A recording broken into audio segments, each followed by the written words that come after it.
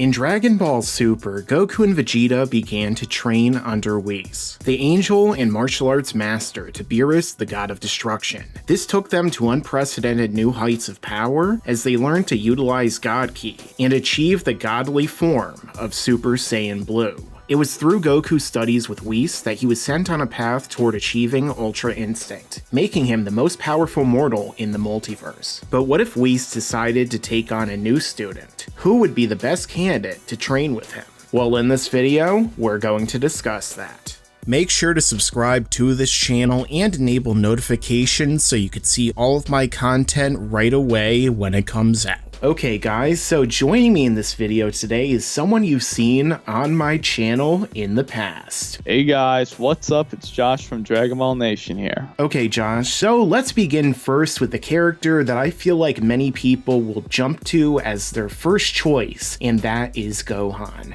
And of course, as we saw throughout the Dragon Ball Z story and as well as some of Dragon Ball Super, Gohan has immense potential, which has been stated time and time again to be even greater than that of Goku and Vegeta, and with that potential has allowed him to have some gigantic boosts in power time and time again, which allowed him to fight alongside Goku as well as surpass him. So just imagine, Josh, how powerful Gohan could become if he trained under WHIS, just like Goku and Vegeta did. If he were to learn to control his energy to that next level, and if he were to also learn, maybe, how to utilize God Ki. He would be a tough boy. That's my simple explanation. But, obviously Gohan has immense potential. We've seen the whole series, from his training in the time chamber to fight Cell, obviously in the Buu saga when he got his potential unlocked by the Elder Kai, and as well in Dragon Ball Super where he went on to train again with Piccolo, and he got another massive power jump. Although, even though that one was massive, I guess maybe it wasn't as easy to pinpoint where his power landed. It kind of was, but Super's power scaling is always a little bit confusing. But if he took it to the next step and train with WHIS, then you're getting even more exponentially stronger. Yeah, all we have to do is look at the growth that we saw from Vegeta when he trained with WHIS during that 6-month period of time after Battle of Gods leading into the Resurrection F arc of Dragon Ball Super. He went from being a little bit stronger than Goku as a Super Saiyan 3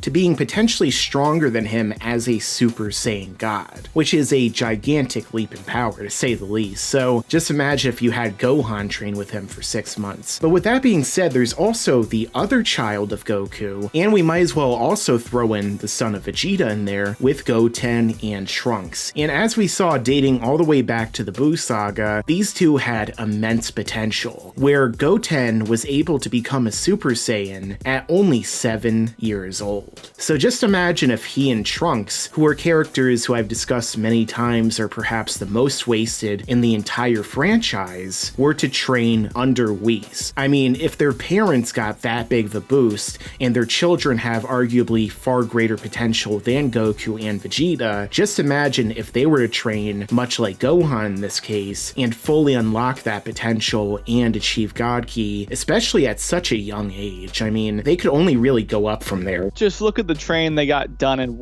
6 weeks in the time chamber of the Buu saga? I can't remember the exact number, but just train with the two of them with just the knowledge that they know as warriors to train off of. They don't have any special teachers in there with them the whole time, right? They're just a couple of kids, and they got to Super Saiyan 3 form in their fused form of Gotenks. Especially if we're going to throw Gotenks in the mix for this training, just like Gohan, it's going to be a massive power jump. I would say for the most part, all the characters we're going to mention here will achieve God Ki if it's applicable to them, which I would say probably would be so. Yeah, and something else that I also think that we should bring up is the fact that WHIS also has his own kind of hyperbolic time chamber within his staff, which is where he sent Goku and Vegeta into, which allowed them to not only train to a higher level, but also train to better utilize the ability of God Ki. But with that being said, I also want to talk about another duo of Saiyans who were introduced in Dragon Ball Super, and that would be Kale and Caulifla. And much like Goten and Trunks, they also showcased a very significant leap in power and transformations in a single arc, as Caulifla Vegeta was able to become a Super Saiyan and a Super Saiyan 2, as well as the grades in between, just during the 48 hours leading up to the Tournament of Power. Just imagine if they were to train under WHIS, or even if, say, they trained under their own version of WHIS, which is WHIS's sister, Vados, just how big of a boost that they could get as well, and just how formidable they could be. I believe that at the very least, if I'm going at a realistic standpoint of how they would probably write the show, Dragon Ball is more than ever now in a state where transformations are such a big deal and power-ups are such a big deal for marketing that, I mean, them, Goten, Trunks, Gohan would all achieve some state of godly power, whether that be blue or something else, probably blue. But if they continue the anime or the manga to show these characters train like Kale and Khalifa, then I definitely think that they would rival Goku and Vegeta just because it would just make good TV.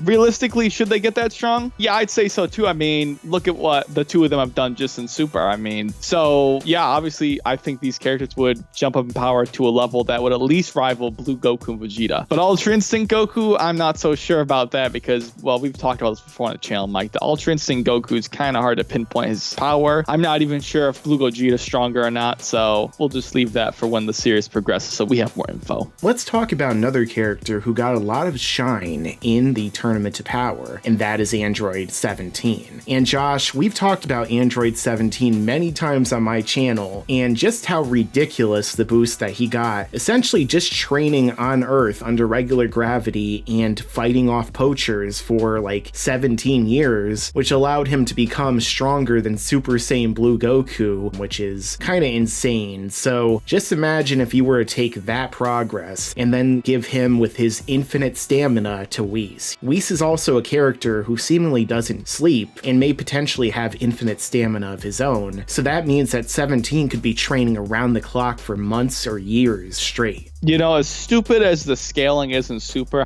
he could be the strongest character here that we're going to list, potentially. 17's power creep from the Android Saga to Super, I've always had a problem with it. And I like 17 Super, I really do. I've grown to like him more and more as I've gone on, but man, that power jump is still absolutely nonsense. But it's fun to watch. It all goes back to it being fun TV. It's good entertainment, even if it doesn't make sense. Well, yeah, definitely. And I really like 17 as a character. I thought he was a lot of fun in the tournament, much like with our next character, Frieza, who we're going to be discussing right now. And with Frieza, he's also a character who I guess kind of kicked off these ridiculous boosts in Dragon Ball Super, considering that he's the guy who was resurrected, trains for 4 months, basically on his own, and in the Super anime just by punching Tagoma for 4 months straight, and that makes him stronger than Super Saiyan Blue Goku, leaping over all of the training that Goku and Vegeta did up until Dragon Ball Super when they fought, which is very ridiculous to say the least. So if Frieza could get that big of a power boost, and then just by image training, him killing Goku over and over again in hell for that little period of time before the Tournament to Power, that he becomes once again equal to Goku, who was fighting Goku Black and Merge Zamasu, then that shows you that if you were to have him train under Whis, assuming that Frieza would even want to train under somebody, but in the scenario we'll say he will, just imagine how powerful he'd become. And much like I mentioned in my recent video, The Power of God Ki, where I discussed with Revolution just how powerful Frieza could be with God Ki, I can only imagine where he would rank among the most powerful characters in the entire Dragon Ball multiverse if he were to learn how to utilize God Ki, on top of already having great ki control with his Golden Frieza form. Yeah, I would say that Frieza would be stronger than Goku, just, you know, outside of UI Goku. I'd have to think he'd be stronger than God of Destruction Toppo at that point, right? It'd have to be, I feel like. I mean, like you said, Frieza's ridiculous. He grew up not training ever, and once he decided to train, we saw the results in Resurrection F and beyond. So, I mean, that's one of the easiest ones for everyone probably to get a grasp on. So before we get into the last person that we're going to be talking about here, I wanted to get into some honorable mentions, and these are characters who wouldn't really be able to undergo Whis' training under normal means, mostly because they're either dead or they're just completely irrelevant at this point. So the first person I want to discuss would have to be Cell, who we love to discuss in these videos, don't we, Josh? And, you know, Cell is a character who is just loaded with potential because of his cells coming from Goku, Vegeta, Frieza, Piccolo, and all these characters who have shown to get stronger and stronger as the series has progressed. So just imagine Cell, with all of that capability for improvement and for growth and power, training under the greatest master potentially in the entire multiverse. You know, move over Goku and Vegeta, because Cell is not only going to go golden, he's going to go platinum and diamond and Duracell and everything he needs up until the point where he's maybe soloing all of the angels and Daishinkan in the process. I don't think I need to add anything else after you said Duracell, so. Another honorable mention is someone that it seems like only Josh and I really like in the Dragon Ball community nowadays, and that'd be Tien. A character who at this point is essentially totally irrelevant, but is someone who was introduced as a prodigy, and is a character I've always really liked and thought that if he were to gain access to God Ki and maybe some other techniques that someone like Whis could teach him, he would be able to be reinserted back into the picture in some interesting ways. Imagine if he were to infuse God Ki with his Tri-Beam, or maybe if he were to learn a new ability such as that sealing technique that Whis had mentioned at the end of the Goku Black arc. There's so many different possibilities of things that they could do with Tien, but ultimately I feel like they're never going to do anything with Tien because nobody likes him anymore. Tien got his time to shine in terms of power, but I feel like he's not a moneymaker, so why would they invest in trying to power him up? I don't want to go on the business side again, but a lot of these toys they have made before the characters are even introduced. Why bank a lot of money on producing a lot of these toys, right? If no one's going to buy them. But Tien's potential will be pretty crazy under Whis because he usually just trains alone, and having a teacher like Whis, I mean, he's never really trained in the time chamber either, right? So it's going to be a lot of new stuff for him he'd be undertaking. And also, just because I like to find excuses to insert them into videos, King Cold and Deborah, they would do pretty well under Whis, I'm pretty sure. But finally, we're going to talk about the character that everyone has on their mind, and that would be the new Broly from Dragon Ball Super Broly. And Josh, all we have to do is look at his performance against Goku during the Dragon Ball Super Broly movie, in which he goes from being base Goku and Vegeta level to being able to fight against Super Saiyan Blue Gogeta in like a little over an hour. And we could see that this guy has insane potential, certainly more than that fake Broly from the non-canon Dragon Ball Z movies. Yeah, but that fake Broly's a monster in fighters.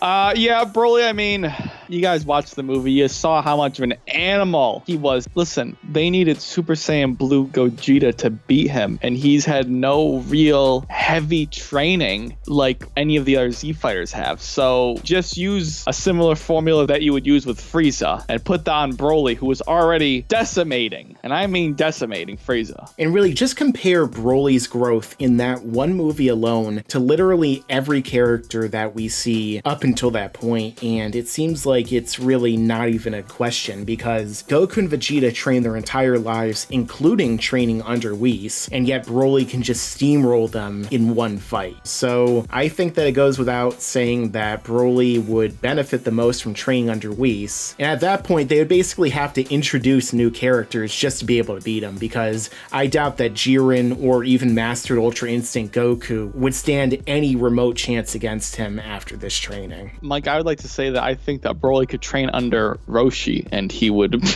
be far ahead of anyone that we've seen in the series right now. I mean, Roshi would teach him things that he's never experienced, so... Well, Roshi would show him some interesting videos and magazines, which I'm sure would cause Broly to become even stronger in one particular area of his body. But anyway, guys, let us know your own thoughts down below in the comments. Also, make sure to check out Dragon Ball Nation in the end screen and the description for videos that he's totally gonna upload sometime in the future. Trust me, guys, it's gonna happen. Josh is like the John Cena of Dragon Ball YouTubing. You can't see his videos, but he loves to do the 5-knuckle shuffle. Also, if you're new to this channel, then don't forget to subscribe and enable notifications so that you can see all of my videos and community posts right away when they come out. Don't forget to like and share this video with your friends because it really helps the channel, and make sure to stick around because there's a lot more to come in the future. Yeah, and you better subscribe.